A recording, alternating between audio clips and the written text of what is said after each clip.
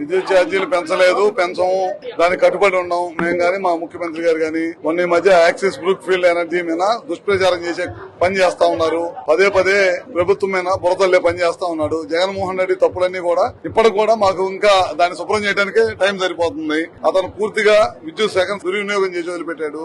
అతనే యాక్సిస్ ఎనర్జీకి ₹5.12 పీపీ చేస్తే దాన్ని వెనక్కి పిలిపించి ₹4.60 పగలపూట సాయంత్రం పూట పీక్ అవర్స్ లో కూడా విద్యుత్ సరఫరా చేసే ఒప్పందం చేశాము. అదే కాకుండా PLF దాదాపు 60% తక్కువ ఇవ్వకుండా ప్రభుత్వానికి నష్టం లేకుండా అన్ని కూడా చేశామన్నమాట. జగన్మోహన్ రెడ్డి లాగా ప్రభుత్వం లాగా ఈ ప్రభుత్వం చేసే ప్రసక్తి లేదు. జగన్మోహన్ రెడ్డి ప్రభుత్వాన్ని ఒక ఆదాయ వనరుగా విద్యుత్ శాఖను వాడుకుంది.